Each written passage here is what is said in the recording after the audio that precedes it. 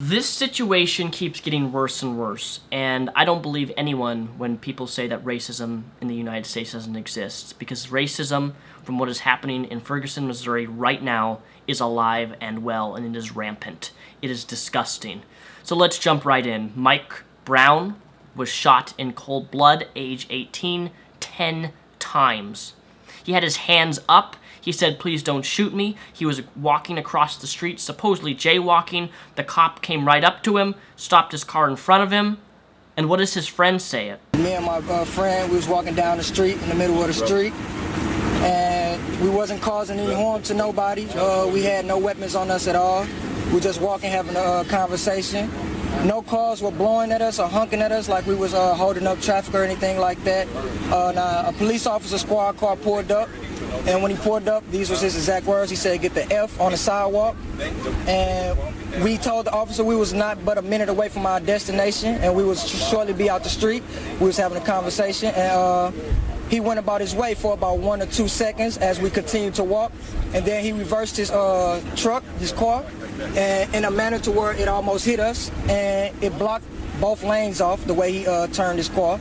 So he pulled up on the side of us. He tried to thrust his door open, but we were so close to it that it ricocheted off us and it bounced back to him.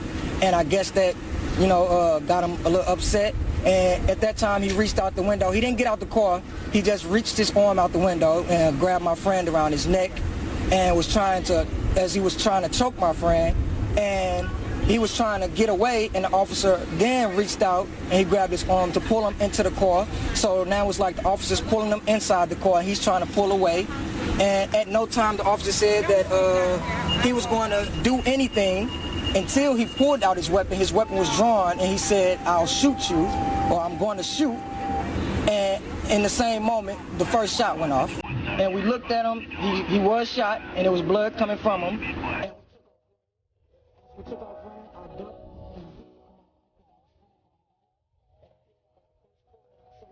my friend.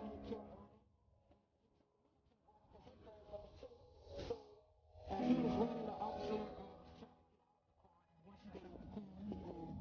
He pursued my friend, but his weapon was drawn.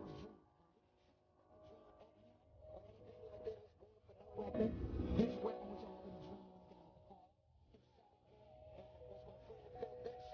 He turned around, put his hands in the weapon drawn. This is a universal thing when you put your hands up. It means don't shoot. It means I surrender. He got on his knees and still shot to death. Witnesses have been coming forward every place. This happened in a public area on a public street.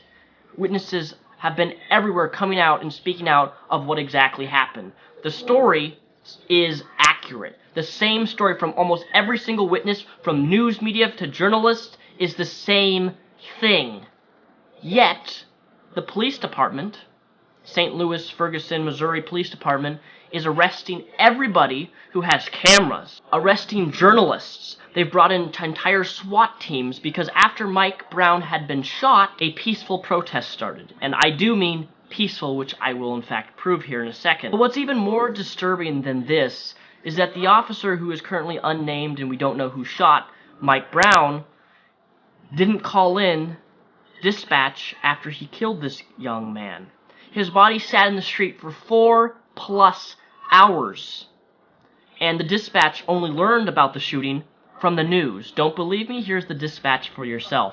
Ferguson has asking for assistance with crowd control, asking for a Delwood officer to respond. Can I send one? They just told me that they needed assistance on crowd control at Canfield and Copper Creek. And we just got another call stating that as the officer involved shooting at Canfield and Copper Creek. I don't know who called it in. It was called into my desk. Okay, 2190. Be advised, this information came from the news, so don't know any further.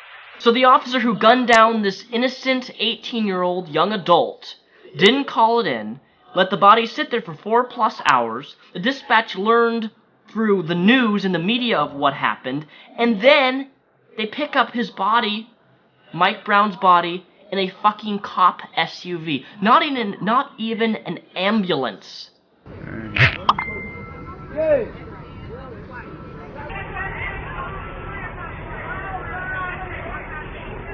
call the news so they can get down here and I gave them my information. I'm going to tell you exactly what happened. Police just shot this man for no reason. Check the police up over here. Trying to do some scan shit. There ain't no motherfucking ambulance.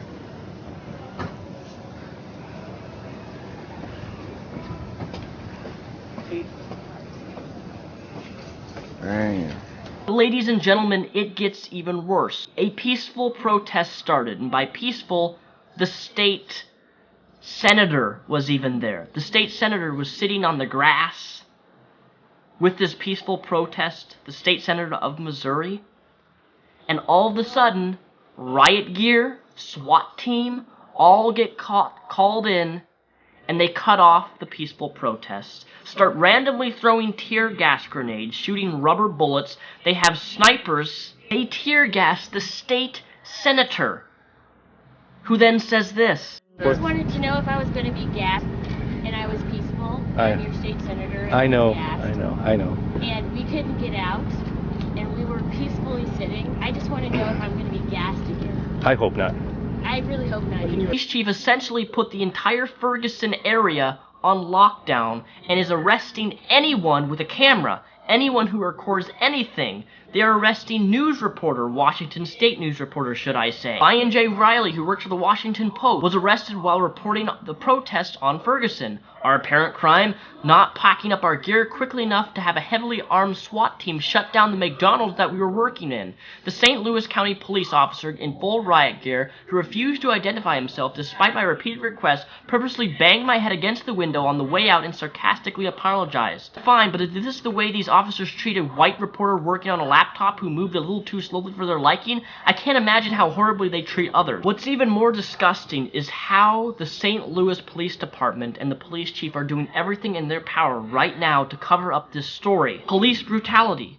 They're arresting people illegally, unlawfully arresting reporters. This has gotten so bad that even President Obama made a statement about the police department just today on how they're not supposed to be arresting citizens for no reason. This has gotten to the point where they are going down, there's video surveillance, I have it linked down below in the description here, video of them going through neighborhoods in Ferguson and shooting tear gas and smoke bombs into citizens' houses.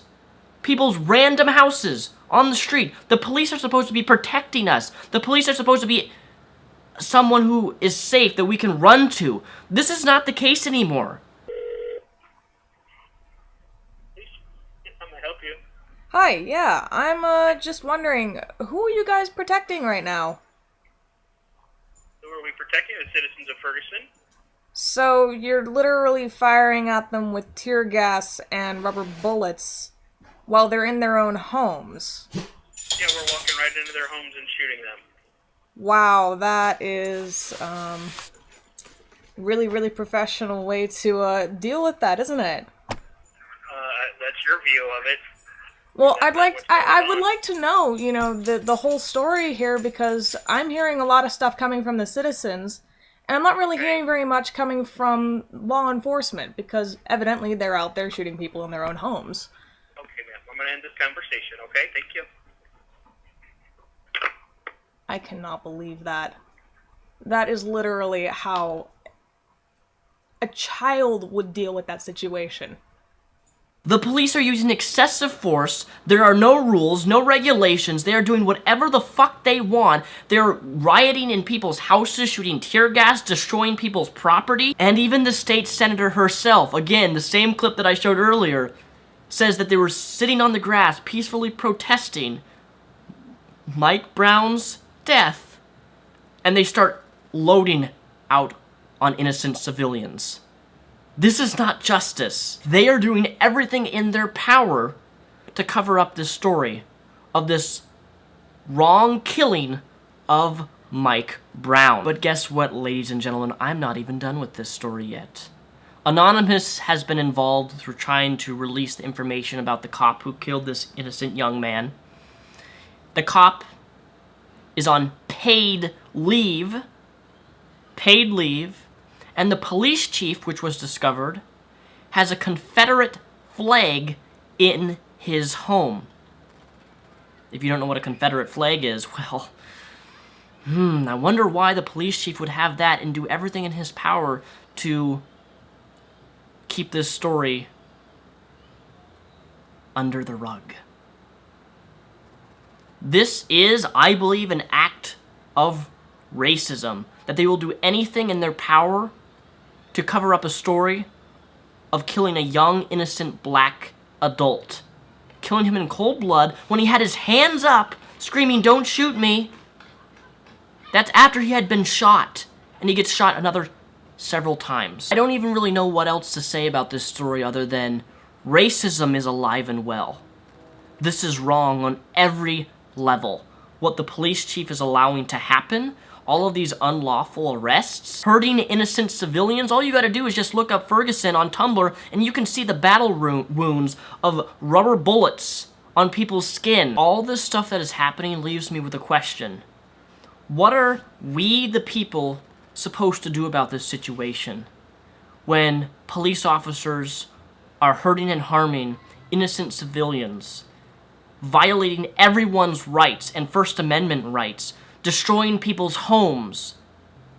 What are we, the people, supposed to do in this type of situation? Let this racism, blatant racism, run rampant? Stand by and do nothing? Mr. Police Chief, who's been allowing all of this to happen, Anonymous, they're coming for you. And I hope that they can do the justice that is deserved. Because if we can't, maybe they can. And Anonymous comes down a lot harder than we, the citizens, would.